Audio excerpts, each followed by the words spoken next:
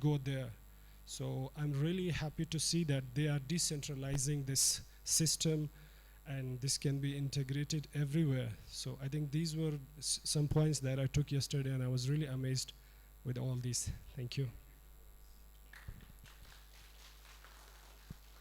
And it looks like we were attending the same course because I have much of the same takeaways. I was also interested to see that there are strategy and resources set aside at Kisii County level and national level to just deliver NCD care in alignment with global targets.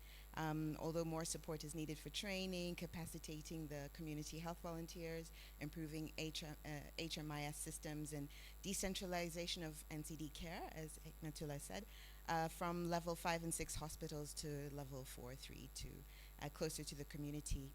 And art therapy, I was really blown away by that, and I want to know more about it. And importance of communication and risk communication from prevention to all levels of NCD care. And also at MSF level, we have varying levels of NCD response and care in our projects, and are in need of better strategies to tackle the challenges we face when trying to deliver care in humanitarian settings. Thank you very much to both of you. I fear the standard has been set. I shall be on the hunt on the bus on the way back. Walkers, you will not be forgiven. I will get the walkers home as well to identify 2 to talk on Monday morning about today. Okay? Thank you both of you. That was excellent. Okay. I took so long waffling, my computer's turned off. Okay. Day 3. Day 3 is a continuation of the narrative around delivering non-communicable disease care in a regularized setting. However developed the system is, at least it's stable and continual. When we get to next week and to days 4 and 5, we'll be dealing with more disrupted populations, but for now we're still in the stable context, but with low income and structures that are still developing. We have a series of talks that are going to go back to back. I've primed our speakers about their time intervals to get you out for your tea break at 10:30. And with no further ado, Samuel, can I invite you to come forward for the first one? Samuel is presenting risk factors for NCDs in Kisii. Samuel Edgar, yes? And you have to go onto the stage instead of on the front like me. Thank you. Thank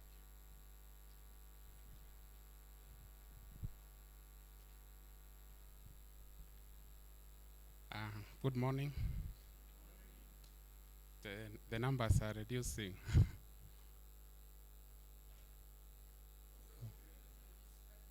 Or we spread out. That's great. Yeah, so I'm again privileged to be before you today to look at the risk factors for non-communicable diseases. They are not unique to Kisii, but then they are universal. But we'll try to see anything which is unique for Kisii. Yeah, so I hope the projection is coming up. Yeah, there we are. And we use that tree, which has branches. The stem is there, the roots are there. The roots are represented by the risk factors, meaning that if you get rid of the roots, the tree will dry, wither, and that will be the end of it. So if we get rid of physical inactivity, smoking, unhealthy diets, then NCDs will not be there, or will be greatly minimized. Yeah, let's move to the next.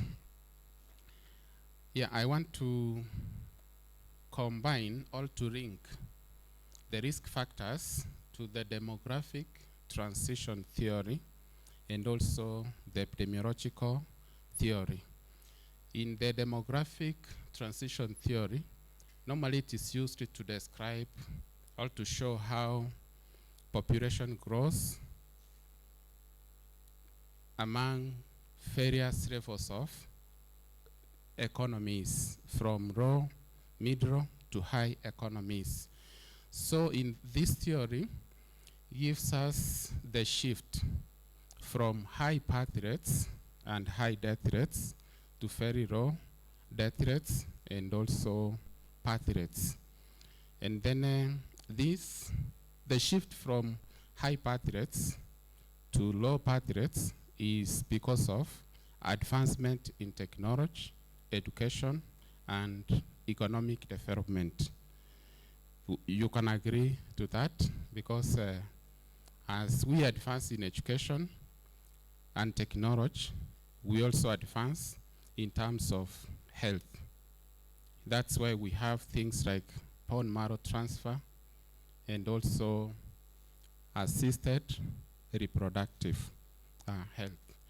Yes, so when you look at, when you move through that range from high birth rate to low birth rate, we can identify 5 stages. The first stage, you can see we have high birth rate up here, and then the death rate is also very high. This is characteristic of the developing countries. And we can identify the factors behind that. And when we have high birth rate, high death rate, it means the population remains stagnant. There is no increase in population, because population equals to births minus deaths. Then in stage 2, birth rate is still very high, that green line, but then the death rate slows steadily, and this leads to a very rapid increase in population. That's why we're seeing that sharp line, and that is what is presented there. In stage 3, birth rate starts to decline steadily, as well as the death rate. So what is the effect of that? The increase in population starts to slow down. Yeah, because births are reducing and also deaths are reducing. Then in stage 4, birth rate and death rate are almost the same. They are very low, and that also makes the population to start having a plateau at the end. Then finally, in stage 5, the birth rate will start rising again, while the death rate will remain very low. That will give us a stable population at the end. So what this means, if we move to the next slide, is that as we move from stage 1 to stage 5, mortality rates are declining, and the structure of the population is changing. So at the end, we are likely to see an aged population. And that is a characteristic of developed countries, high economy countries. And as we are going to look at the risk factors, time of exposure is significant. The more you are exposed to a risk factor, the higher the chances of developing the NCD. So sometimes we see people aged 60 having NCDs. We see the symptoms, or we see them dying. We tend to think that NCDs are common among the aged, yet they start developing at the age of maybe 13, 12 onwards. So somebody can die at the age of 29 without realizing that he has NCD. Yeah, next slide. In the next slide, we see the epidemiological transition.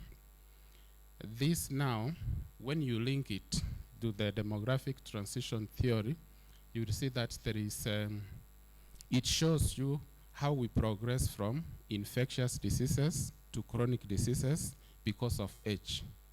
Age is a major factor. So when we are at stage 1, where birth rates are very high and death rates are very high, the major causes of the deaths are the infectious diseases. You can go back a bit. Infectious diseases and parasitic diseases. Then also accidents are very common, and this helps in checking the population, reducing the population. Then in stage 2 still, we are likely to see epidemics and pandemics of infectious diseases, and that again keeps the population low. But in stage 3 and 4, this one now, it's not in relation to economies, but to populations. If you follow a person in any country, we might say that in stage 1, these people are very young. As they reach stage 3 and 4, that is when they are about 50, 60 years old. So by the time you are 50, you have been with the risk factor for several years. And then the NCD starts manifesting, and that is why we see high preference of NCDs in stage 3 and 4. Then in stage 5, you connect it to the demographic transition theory, where birth rate will start rising, and that means we expect a resurgence of infectious diseases and other diseases. So once you connect the two, you can now easily understand the risk factors. And the next slide. These are the the two main drivers of the epidemiological transition, and they also play a major role in the development of NCDs. Age is significant. When you have a large population which is aged or old, you expect a number of NCDs within that population. Yeah, and sometimes people say, I don't know whether it's a myth or it's a reality, that NCDs are diseases of the old. But using that explanation, we can see what's happening. Then the second driver are the socio-economic changes, and these are what we call the socio-economic determinants of NCDs. These typically are our lifestyle, and that's why we call NCDs as lifestyle diseases. So the way you eat, how is your diet made? In this region, that is what will be different from the rest. People can eat maize meal on a daily basis, lunch, dinner, sometimes in the during breakfast, because back in the village, after taking supper, there are the remains. Whatever remains, we wake up with them. That is our bread. So, and that is why such NCDs are common in this region. Then also taking maybe sugary drinks.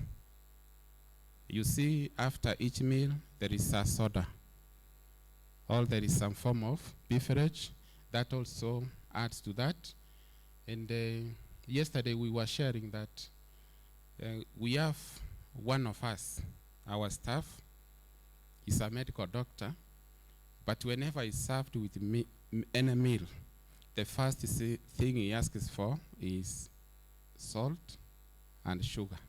If it is tea and eggs, he must ask for salt and sugar without even testing whether the tea has sugar or the vegetables have salt.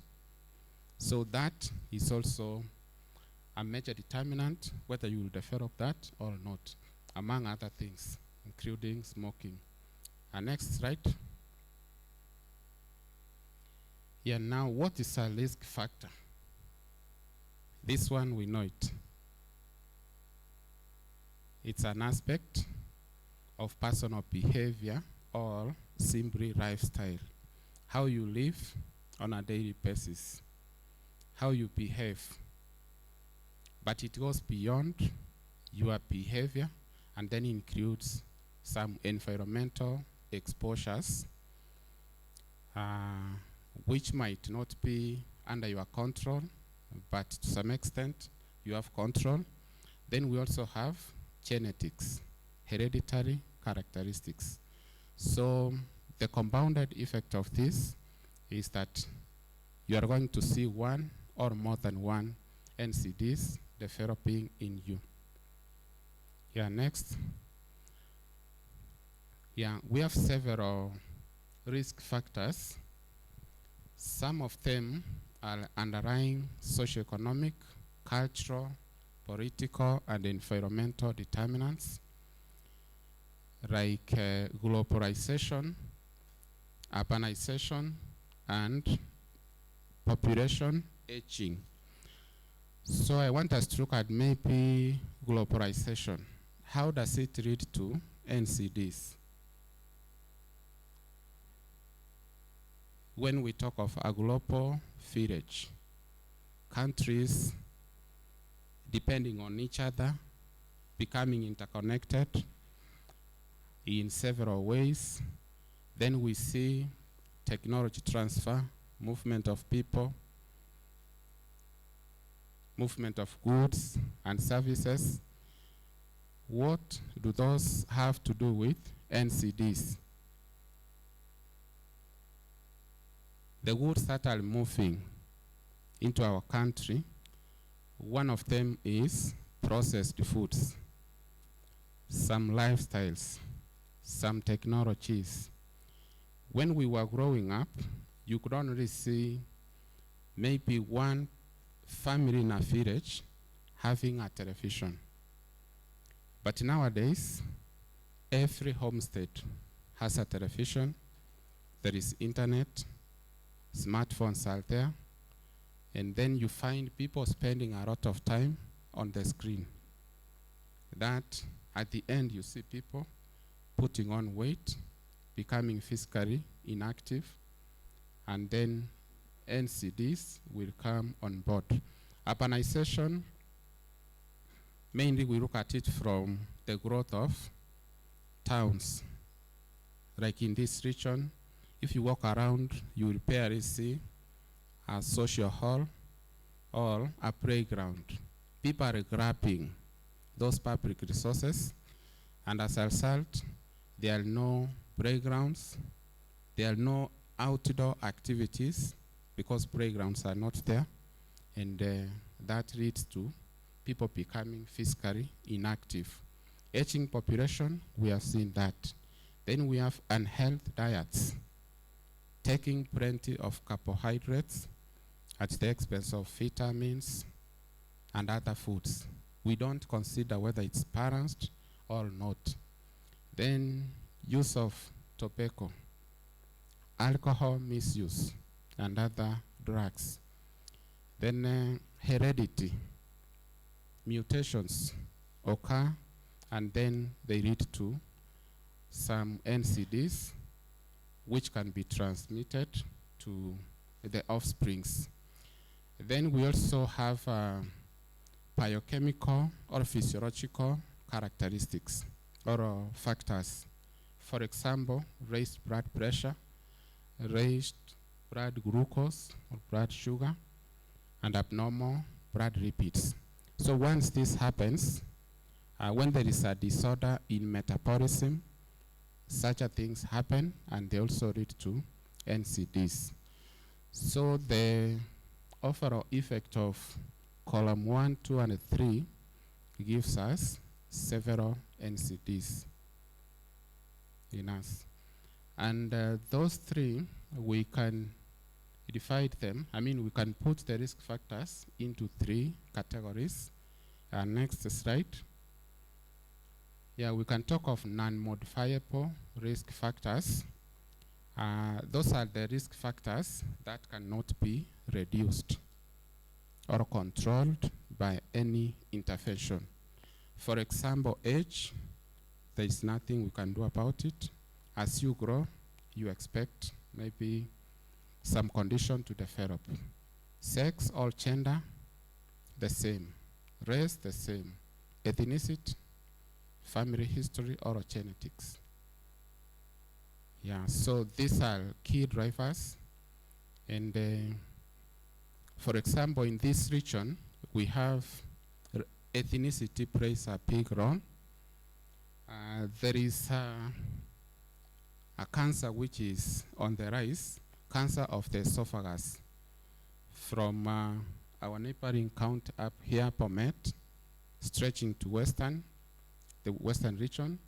When we look at it, why it is on the rise, we find an association with the local brew. All these counties have their own local brews, but leaving Bomet out, in the other counties, that brew is made in the same way. But in Bomet, after harvesting, they sort. Normally we sort the grains. After harvesting maize, we just sort the ones which are rotting, they have aflatoxin, and then we throw them away or we feed to cattle. But in Bomet, that is what they use for making the brew. And then it has aflatoxin and other pathogens that makes us to to associate it with cancer of the esophagus. Yeah, and then diabetes is on the rise in this area, and also cancer of the breast in Kisii County, and there are some cultural aspects associated to that. Then in the next slide, we'll see modifiable risk factors. The risk factors that can be controlled. You can bring an intervention, and then it will reduce that. For example, we can come up with a policy of not smoking in the public. It will reduce use of tobacco. Alcohol use can be controlled. And also, even rising blood glucose can be reduced. Yes, so I think we understand how all those factors lead to NCDs. Then raised blood glucose, raised cholesterol, and high blood pressure, those are biochemical risk factors or physiological risk factors when there is maybe a defect in metabolism of our diets. Next slide. Yeah, that is the causal chain that explains the risk factor approach, and it can help us in the surveillance of NCDs. Yeah, we have the behavioral risk factors which are modifiable, like use or misuse of tobacco, alcohol, and the like.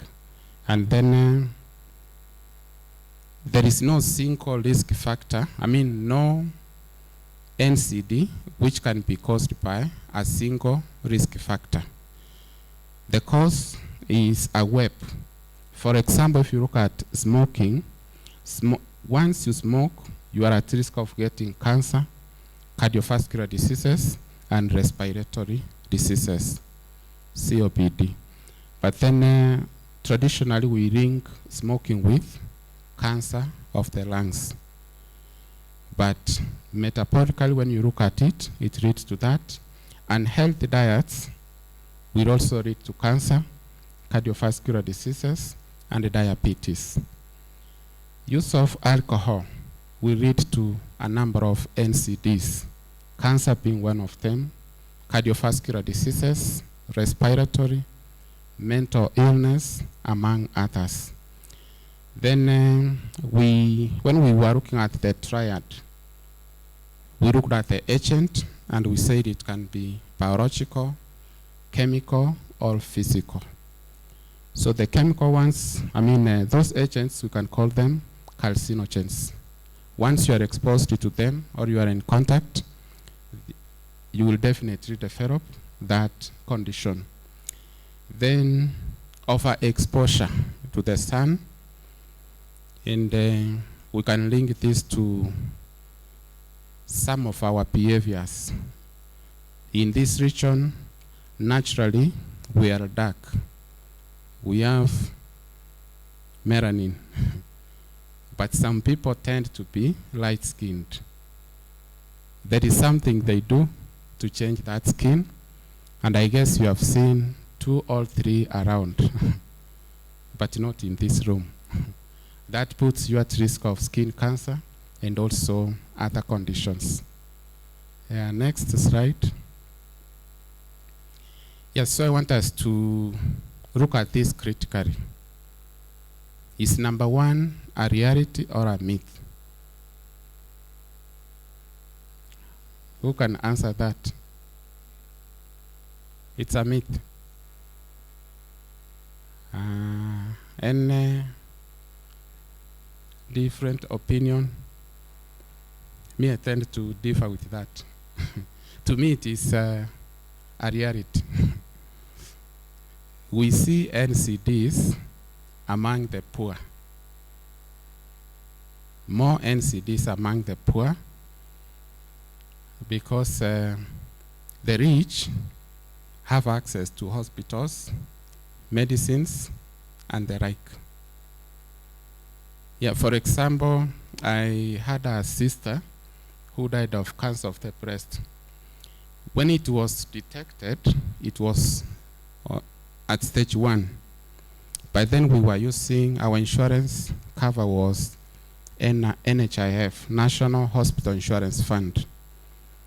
They said, for you to be covered by this, you must post-pay by 12 months. So in the process of raising, we took 2 months to raise that amount to post-pay.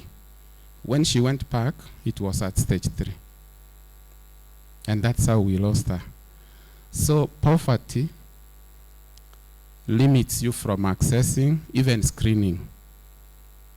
And when you are poor, you are in the remotest parts of the country where roads are impassable, health facilities are not there, and chances of you reaching, for example, Nairobi for treatment are very minimal. Normally, we mobilize the community to raise funds. Sometimes there are instances, a number of our people from here go to India for treating cancer. It's a challenge. So that's why I think that chronic diseases are more in poverty-stricken areas. What about number 2?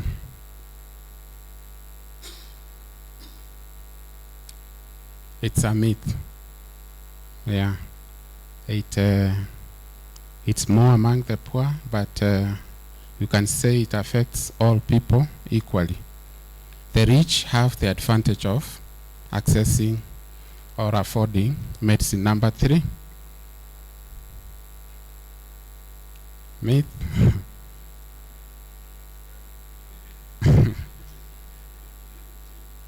Can you support your answer?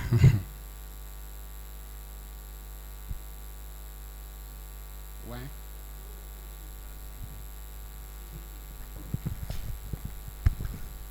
To me, it carries a reality, though of course it can still be seen in all other age group, but it's more associated with the age. As the older the person grows, the more the chronic diseases appear. Yeah, of course, you can also see it in other ages. Yeah, actually linking to the demographic transition theory. The more you live, the higher the chances of developing NCDs. What about number 4?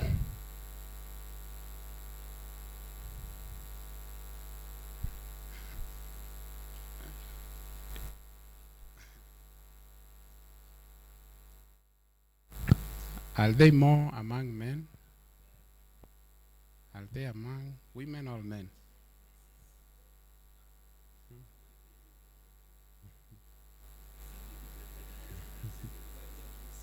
Hmm? It's a myth. Actually, it is a myth.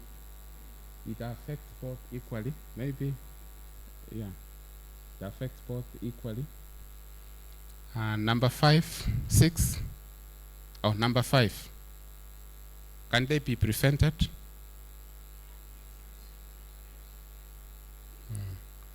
You remember the first slide. The tree, if you can cut the roots, yeah, they can, if we initiate the interventions earlier enough.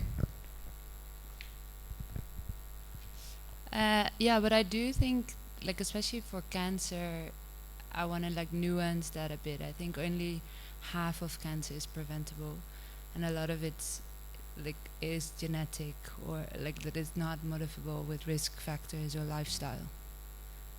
So I think like it's tricky to say all chronic diseases are preventable. I don't think so, and the research also doesn't think so. Maybe how we look at them and how we approach them. But there is a concept known as the life course approach. If we approach them earlier, as they start setting up, we can control them. There is Yeah, but that's not saying, preventing. That's like early diagnosis and screening. But still, like I do think it's important for people to be aware that you can't prevent all cancers. That's not true. yeah, I agree. Especially the ones which are genetic, we have nothing to do No. about them. But these other ones, if we start earlier, we can get rid of them. The problem is that we wait until the disease is fully established. Yeah. Otherwise, if we, like now, people were saying that currently they are seeing a lot of fat children around, meaning they are eating a lot of processed foods, they are inactive. And actually in one family, they are my friend, he has 2 kids. The wife was complaining that once they get into the house, everybody is on the phone. There is no talking. And then I was linking that to overweight. They spend a lot of time watching videos, playing games, and the like. Yeah, then finally, because time is not on our side, the poor and uneducated are the ones who smoke the most. Is that true? The poor and uneducated.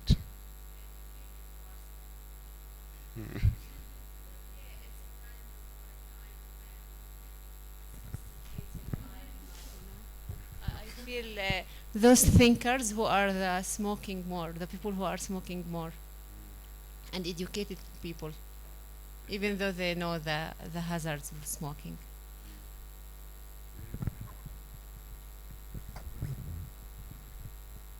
False, because I think you're going to have quite a lot of money to be a proper addicted smoker.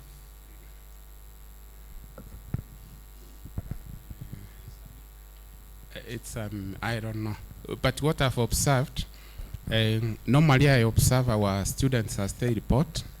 When they report to year 1, they are well behaved, but at the middle of the semester, you find almost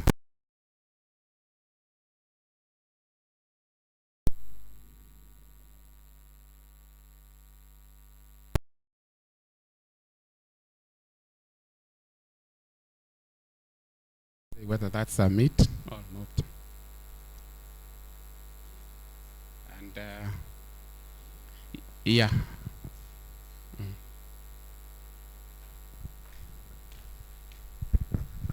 So if you look at it from this perspective, we don't have lots of rich people. So if you start comparing the population of the poor to the rich, then I mean it's nowhere. It's just here, like everywhere. So it's, for me, until we're able to establish that ratio of rich to poor and the percentage of the people on this side compared to the percentage of people on this side. So I feel it's still a myth. Yeah, so actually the main reason why I brought that is for us to dispel those myths. Otherwise, if we have that perception that NCDs are for the rich or for those who smoke, then we are headed in the wrong direction. There are more risk factors besides smoking, wealth, and the like, which can put at risk. Is there a last slide? Time is up.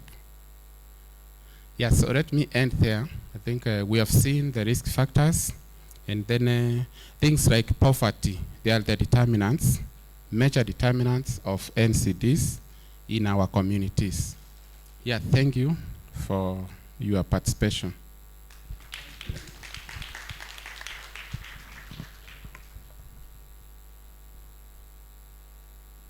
Thank you very much, Samuel.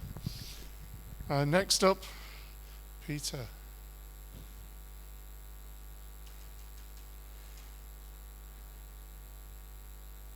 Peter's going to take a few minutes to talk to us about community structures and support networks. Thank you, Peter. Thank you. Good morning, everyone.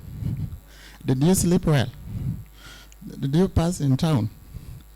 Which street did you discover in Kisii? Did you discover any new streets? Or you forgot, you feared passing back streets? In Kisii, we don't have a lot of insecurity. You can just walk like it's at home. So it's community structures.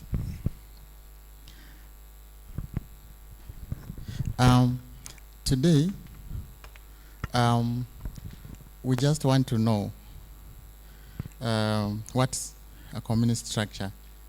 And as just move next, community structures and support networks, these are very important when it comes to working with everyone at the community, because you as a practitioner, you will find that you don't just work alone.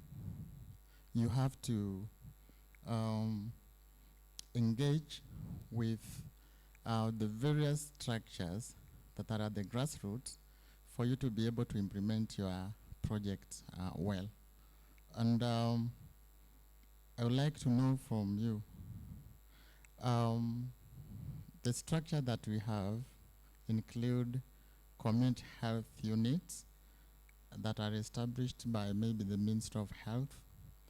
Others are established by NGOs that have come to the ground to work with the communities. We have faith-based organizations, cultural groups, CBOs, CHVs, among others. And you don't just work with those alone. You have to also establish support networks. And these are based from the family, the peers, the NGOs, self-help groups, among others. I would like to know from your experience, maybe where's the mic? The mic can go wrong. Okay. We will start with you, with that mic. Based on your experience, what are some of the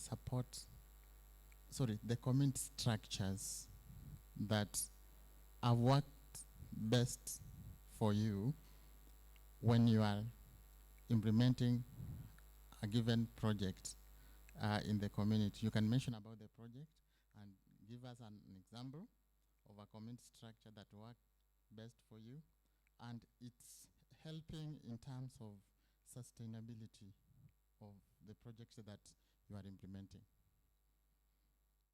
You say your name, from where? Okay, so my name is Lister Fernand, and I'm working with MSF Tanzania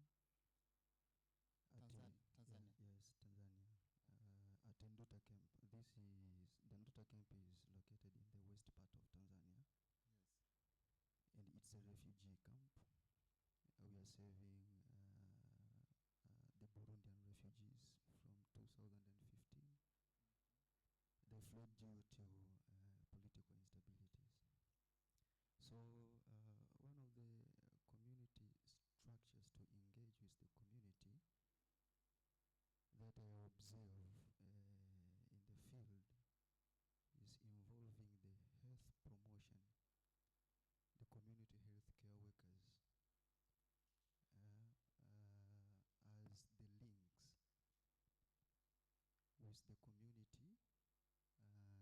community and the healthcare providers, especially with the health promotions messages. If I can give an example, for instance, there was a challenge in the maternity of mothers coming with at a very late stage of labor, and most of them ending up in rupture of uterus. So we tried to find what was the challenge and possibly the causes. Now, through engaging with the community, involving the community health workers, together with the trusted figures, we would gather some information from the traditional healers. So these mothers used to use some local herbs that would precipitated the contractions during labor, which was very heavy, resulting to even rupture of the uterus. Okay. So yes, we understood what was the challenge, and it was a way of us to get into the community to pass the informations, the risks, and try to prevent that. Yeah. Okay. So we used the community health workers who were really understanding the language of the community, and it was easy to take us into the community and engage with them. Okay. Yeah. Thank you. Thank you. Next, this is a community person behind you. All right. My name is Steven from South Sudan. Maybe I will talk on another aspect, and in one of the community that happened to be on the eastern part of the country, and there was an issue with the blood transfusion in that community. In most cases, that was in that community, malaria is endemic, and during the peak season, you may find that the IPD ward, most especially for children, is overflowing, and acute blood shortages. So in that community, it was very difficult to get blood, and for you to convince someone to get blood, it was really very difficult, and it was a challenging issue. So the strategies that were put forward was to engage the people that have influence in the community, and that society have a different structure in a way that they are organized in a generation kind of structure. I don't know whether if you can understand, but in a generation kind of a structure whereby age group, they organize themselves in age groups. You will find the people that were born maybe from 1980 to 1990, they have a different age group. Then people who are born from 1990 up to 2000, they have a different age group. So they organize themselves in terms of age groups with their leaders according to the age group. So for you to penetrate, to engage them, you need to identify who are the leaders in these age groups, because you might otherwise end up engaging with only one age group and the others are not. So the target was to identify the age group, and even if the person is young but is the leader of that age group, you have to involve this person because this person is respected in that age group. So they have to identify those red chiefs. They used to call them red chiefs. So they identify the red chiefs of the age groups and sat down with them. And in sitting down with them and explaining the magnitude of the problem, bringing it close to, for example, if one of their age group gets, because in that community, there was also an issue of insecurity. If one of their age group maybe was shot and they was brought to the hospital, and we might need blood. Of course, if they don't give us the blood, this person is going to die. So we connect it close to their person, and in that way, the blood transfusion drive became successful. They voluntarily were able to organize their members, because each age group usually have a function during the week.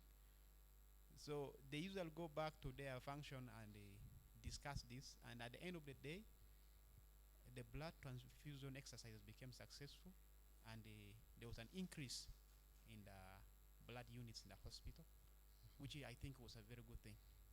Okay, thank you. Yeah. Next. Yeah, here. In the same row. My experience is more or less the same with him. I'm from Katsina, northern Nigeria. The only difference is that Which project?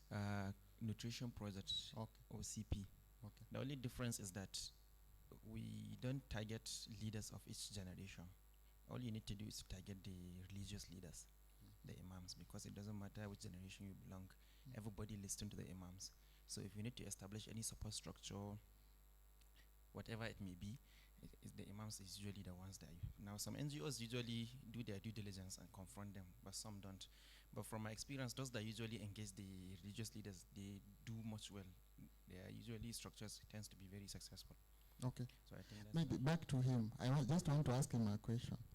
You talked about those structures. I'm told in South Sudan there is the aspect of the support networks, the clanism. How do you counter that particular issue when this person doesn't come from this clan and you don't like interacting? What I spoke was basically it's one specific group of people that their structure is organized in terms of age group. But however, of course, in other areas, the clans are very important in some of the areas of the country. Like for example, let me say on the northern part, where the greater Upper Nile, there the clan structure is very, very, very strong. You need to involve the local chiefs. So you find they listen to the local chiefs more than to the government official. If the government official is the one that says, let's give blood, no one will give any, will not give any listening ear to this government official. They will not even respect what the government officials say, even if it's a religious leader or government official. But if it's their traditional chief, and the chief have said, let's give blood, I'm telling you, they will come. Yes. Thank you. Then we need to hear experience from him. Yes. Yes, just give him the mic.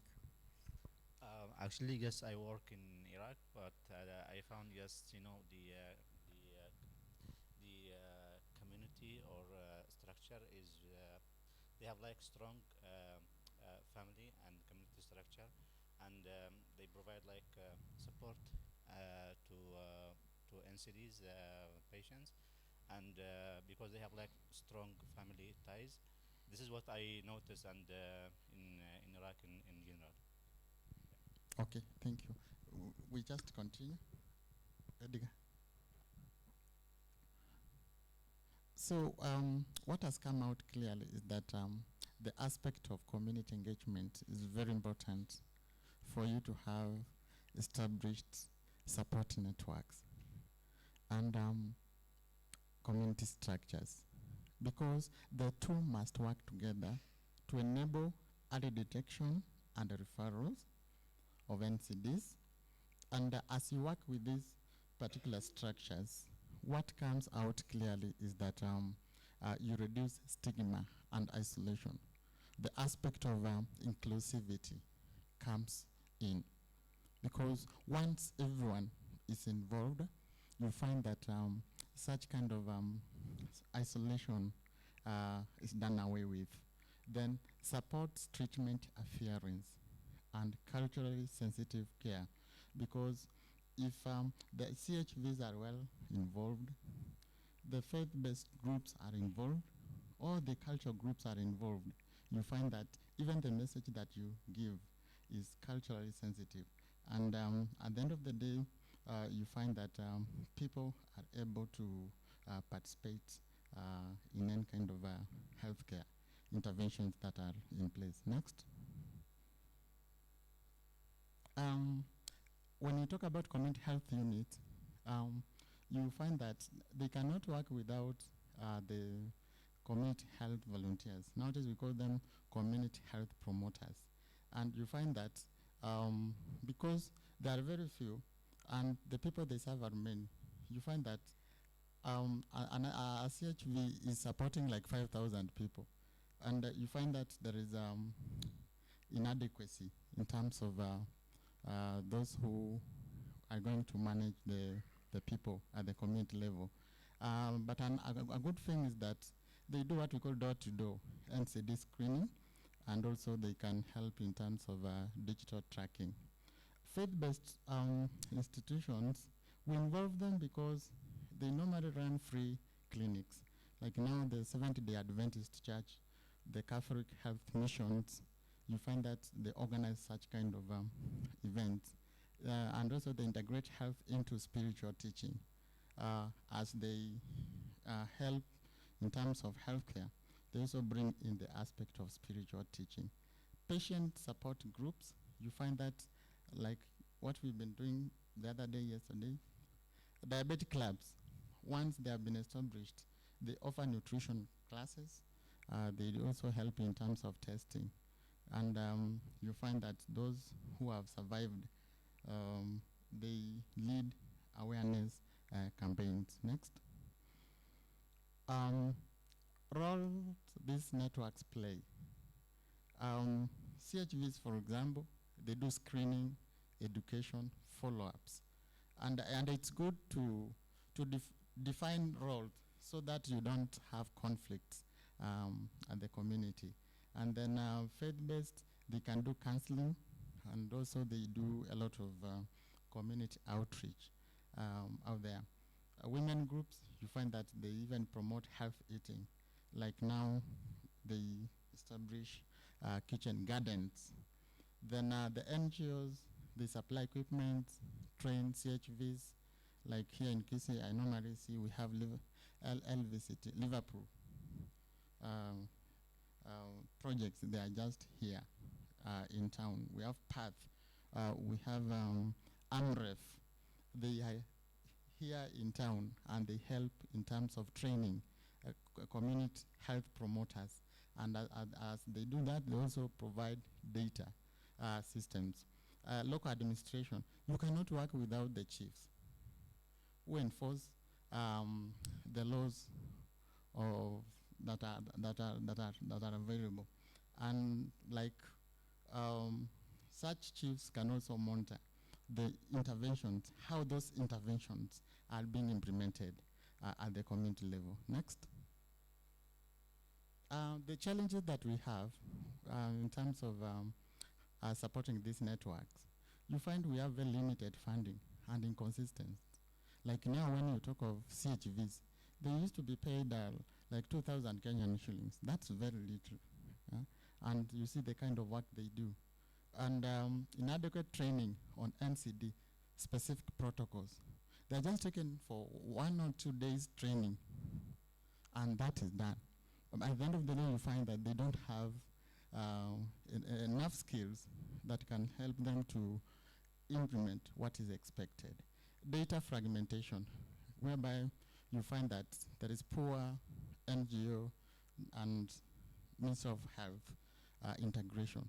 You find that the NGO, they have their data, the government has their data, and there's no that aspect of integration.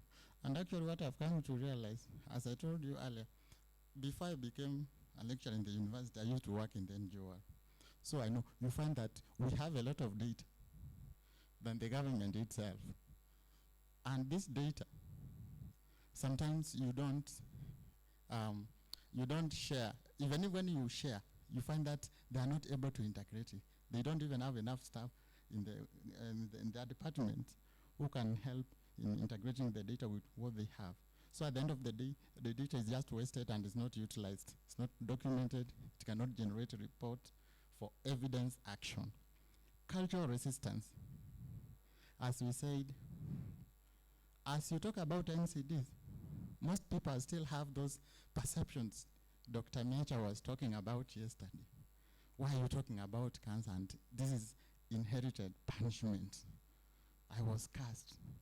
So people have that negative perception. Lack of transport and the diagnostic tools. Like now, distances from households to the nearest hospital facility. People just decide not to go to hospital. Next, strategies to strengthen community-based NCD support. We need to train the CHVs in digital tools and NCD training. But again, as much as we talk of training them, most of them, their level of education, they may not even be able to utilize these digital tools. But we need to train them. Provide kits for monitoring and all that, registers. We need to have what we call multi-sectoral linkages. You link different sectors, agriculture, youth, education. Use WhatsApp, SMS for peer reminders and alerts. Incentivize CHVs, like now give them stipends, give them recognition badges. Do them a good dress code that is branded. That again gives them visibility and recognition. Promote male involvement via wellness clubs. As you talk of empowering women, bring on board men so that they can give acceptance as women practice CHVs. Because research indicates that most CHVs are women. Why? We need to answer that question. Next. Thank you.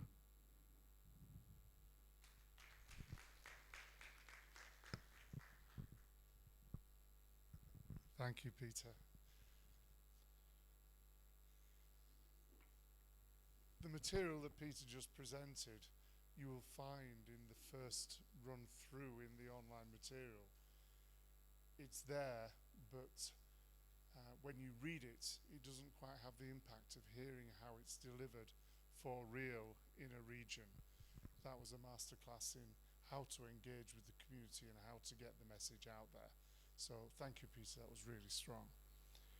As we move on, a lot of this is about how we communicate, and I'm going to invite Evans to come up. You're up next, Evans. Intercultural communications. Intercultural communications. If we can have his slide set when you're ready, please.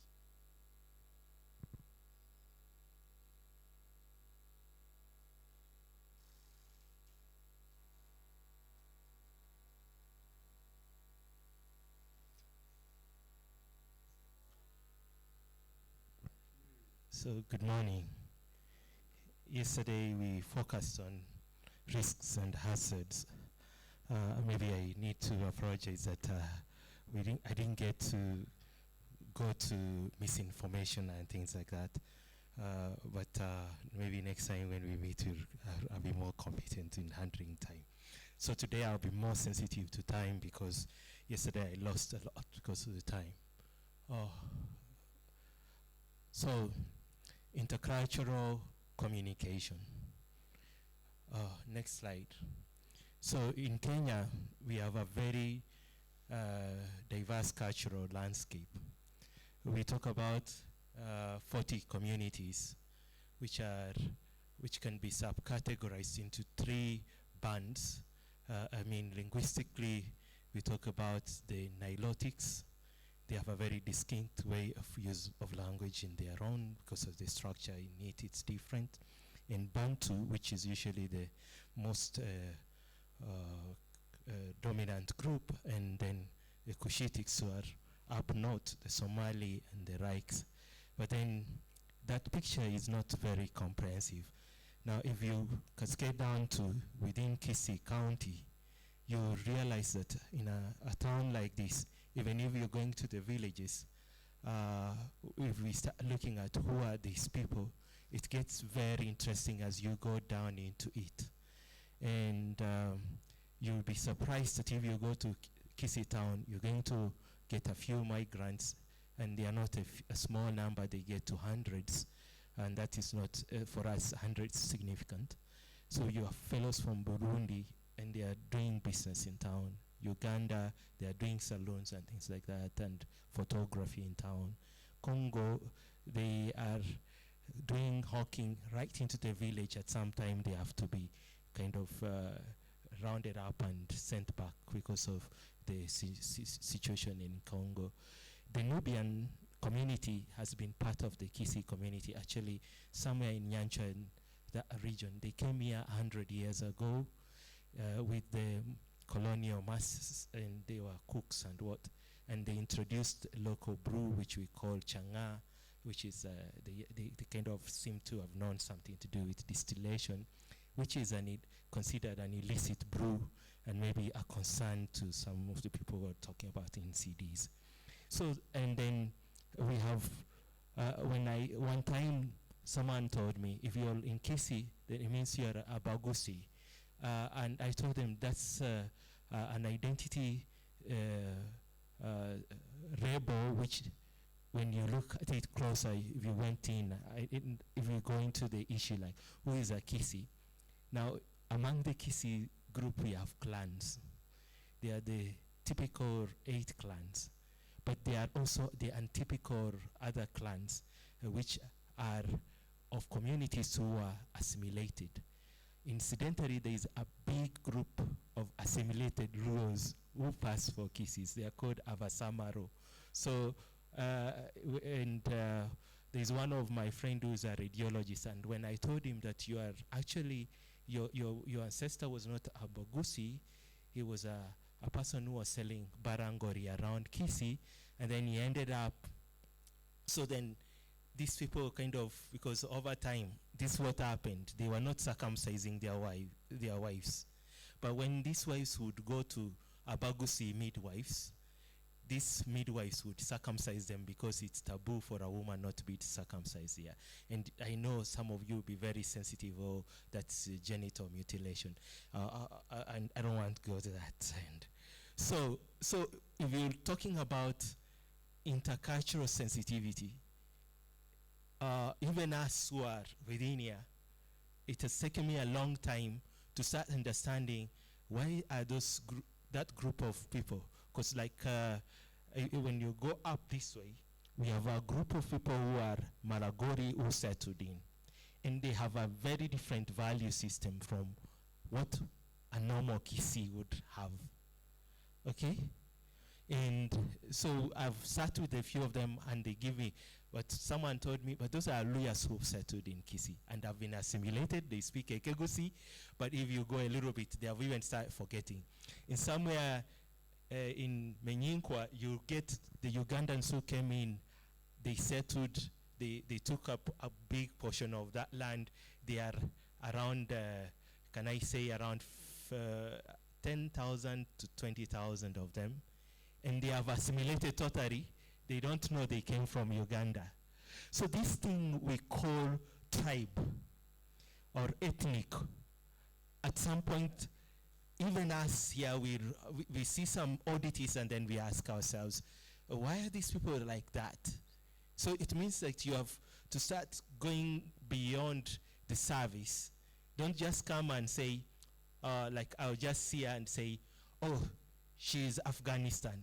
If I sit down and start looking at that closely, I'll get, we were talking with one of your MSF, and she was telling me, okay, we came, whatever, there are people cross, whatever. These are different groups, and within them, they have evolved different transactions. People move, people come in because of commercial interests. Like now the Somali move everywhere because of Somali of whatever. And when it comes to services in a hospital, you're not going to say, oh, I'm coming to Kisii, all the culture I need to know is the Kisii culture.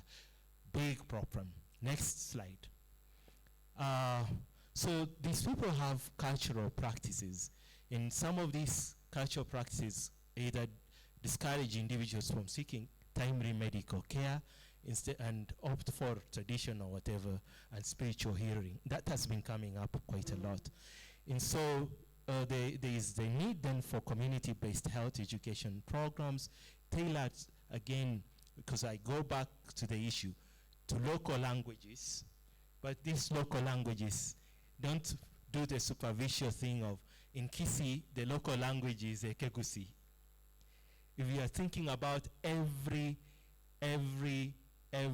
person who's going to come through the door, and then you need to know the reality about medical seeking behavior, where people are going to move, like you heard of a case. So once stereotype happens, I do not want to be known that I have diabetes. Let me tell you, I have a friend of mine who died a few years back of prostate cancer.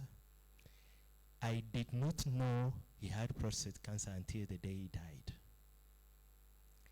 And he was walking around with a catheter.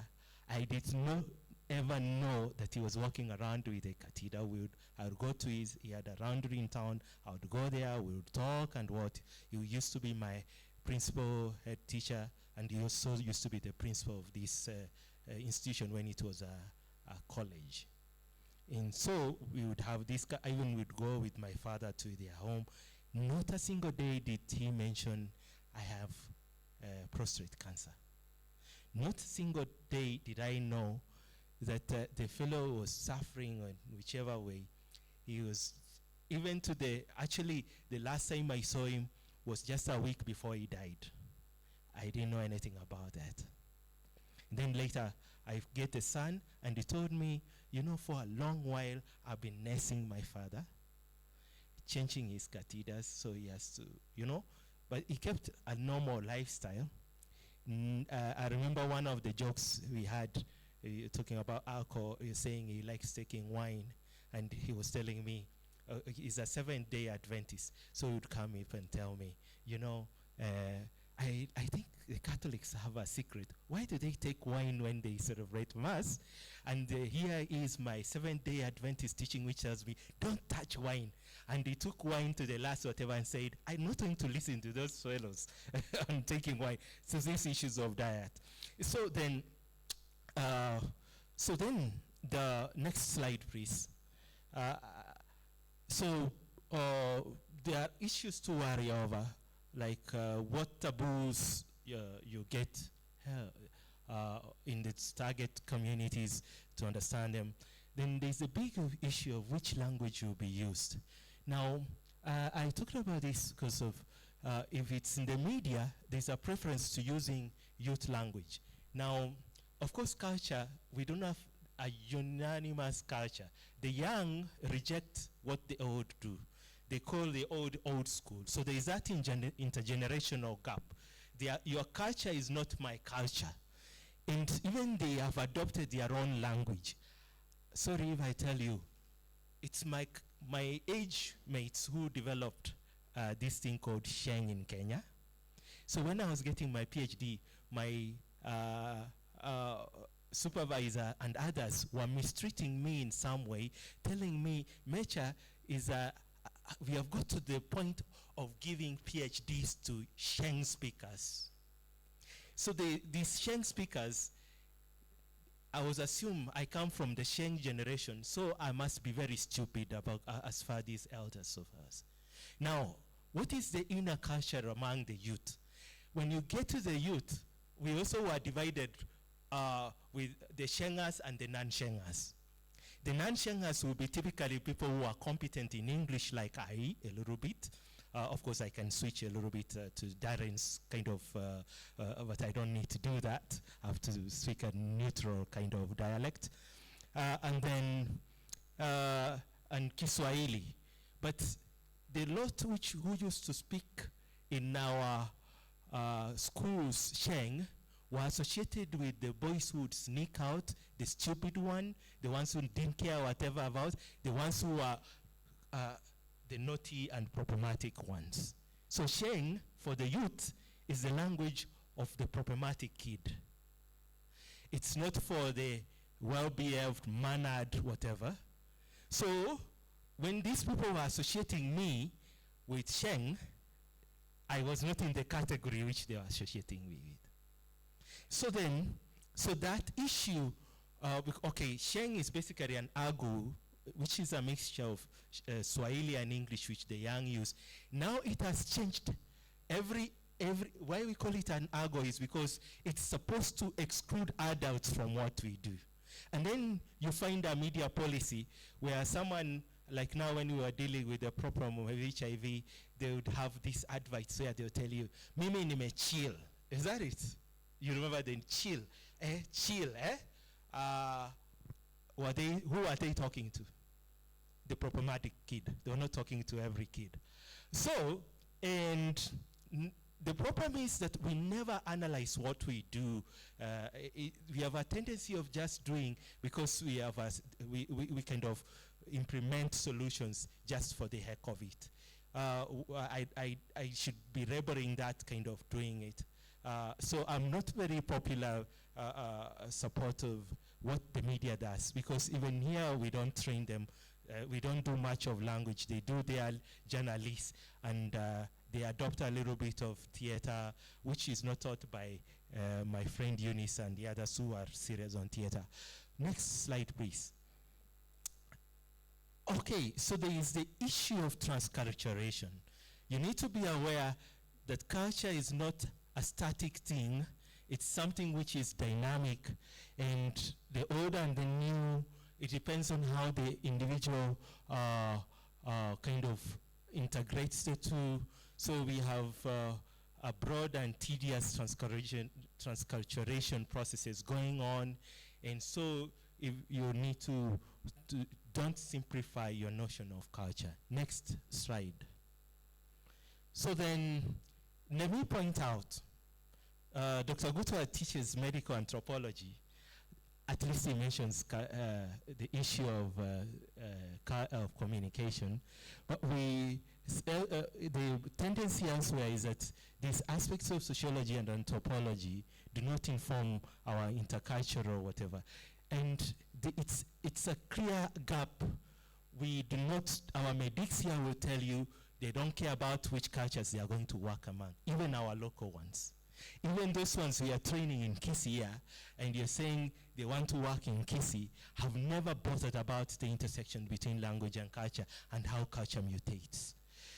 So in the national level, there's been a concerted effort to talk about the negativity of you having an identity like I'm Kisii, I'm Kikuyu. They are telling you, reject all those things, think about yourself as a nationalist, and you use Kiswahili as a national language, and the story has gone abroad to, let's use, I think the people from Ghana are adopting Kiswahili, in South Africa are adopting Kiswahili, and they're saying Kiswahili is the African language. I think rejecting multiculturalism, and in it, you have politicians going into small things. I'm from this county, I'm from this clan, and you see, like me, I stay in Kisii town, but I cannot be given any services. I cannot ask for a position because I do not belong to a clan which is supposed to be in Kisii town. My clan is on Manga Hills. So I have to go back to Manga, and Manga, they say, you're Bontao, you come from town. You know, Bontao is like you're born in town, so you're a town boy. So, and maybe you'll find stereotypes arising.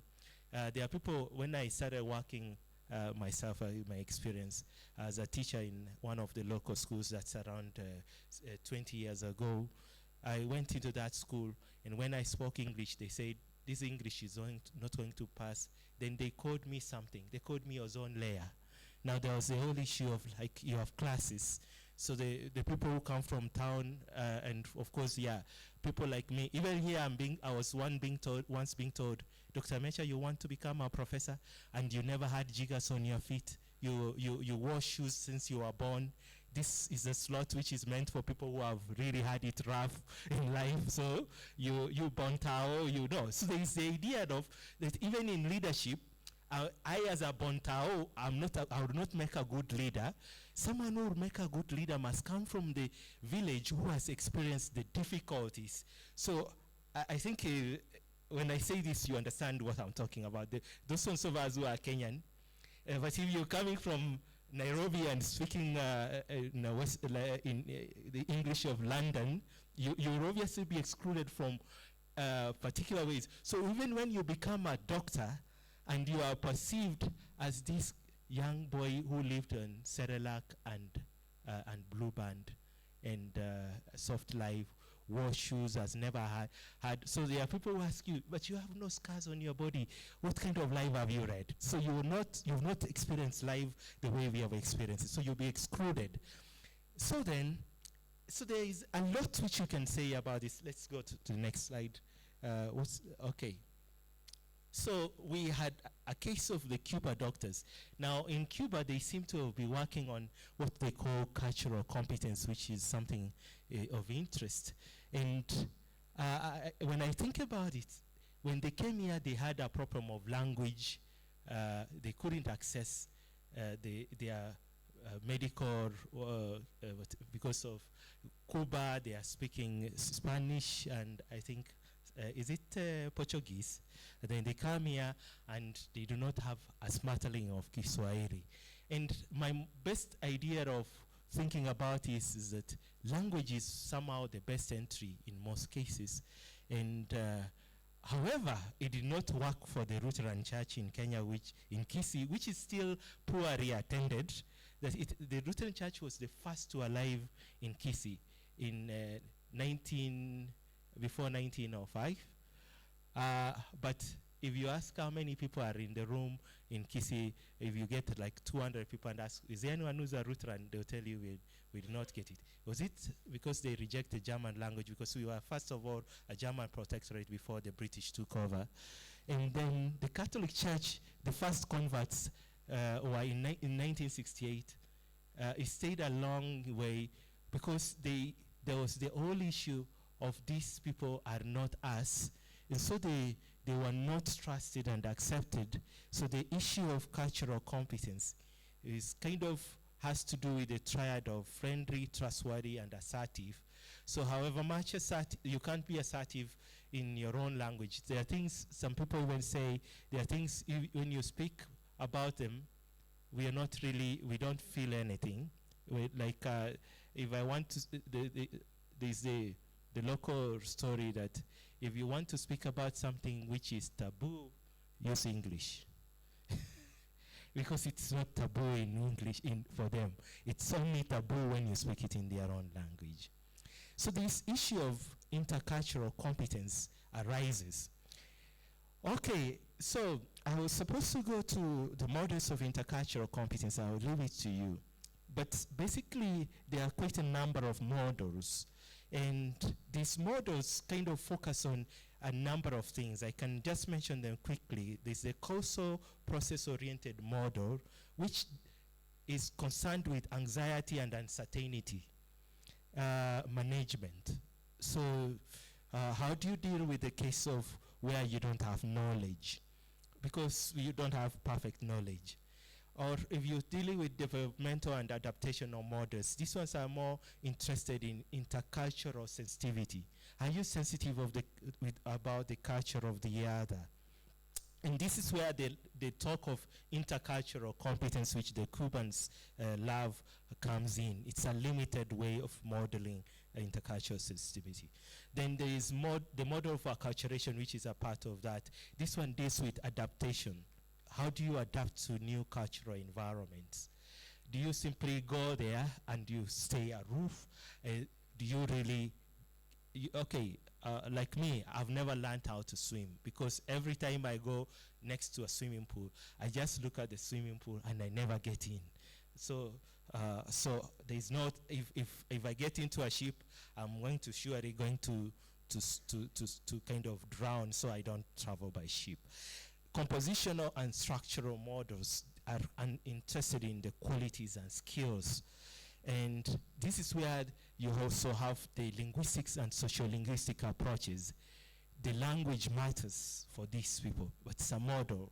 Now, Instead, what we think of is that you should integrate most of that. So we talk of the integrative model of intercultural competence, on which I would refer you to a writer called Spitzberg 2000. It says you can integrate it by looking at this in terms of analyzing propositions. For me, propositions are what you call Ramsey sentences. That's what's the individual system, what is the episodic system where you deal with impressions. And when I talk about impressionistic issues, there's this statement that all of us, we fell in love because we fell in love at first sight. And there is a playwright who says, no one ever fell in love without falling in love in first sight. If you didn't fall in love in first sight, you've never fallen in love. Okay, so this impression issue of impressions, are you a competent person in terms of dealing with impressions? I can see Darren is saying your time is up. Then the relational system, how do you relate with the other? So, so this issue intercultural competence has to do with a dyadic relationship between you and the other. And there are quite a number of things we should have talked about that, so you should need to think. So read that article, it's a very beautiful one. It talks about propositions like, if your communicative knowledge increases, your communicative competence increases. If your task-relevant procedural knowledge increases. So if your knowledge increases, the more you'll be competent to communicate. Episodic is that if you have this status as a communicator increases, then your actor's competence, impression competence increases. When the way I see you, if you communicate better, I'm going to give you more bonga points. I'm going to give you more points. So your motivation, knowledge, and skills will determine which impression you'll create. Your contextual abstraction. Every time, are you aware of the context in which you're speaking? If the more competent you are to dealing with those contextual abstractions, the more I'm going to give you bonga coins. The more you receive valued outcomes, the more you violate the normative, the norms which I have created, which are of no use, the more I'm going to consider you there. Then lastly, for a relation system, they say, as your fulfillment of autonomy, it means that you don't have to come in, and intimacy needs increases, then the relational competence increases. Your mutual attraction, you're not attractive, you're not going to do much there. Your trust, your access to social support, the more access to social support I have, the more your relational competence increases. The more your relational network integration increases, the more relational competence is involved. So if you're not competent along all those dimensions, then you're not going to be a competent communicator as such in the intercultural context. I beg to stop there because I think my time is up.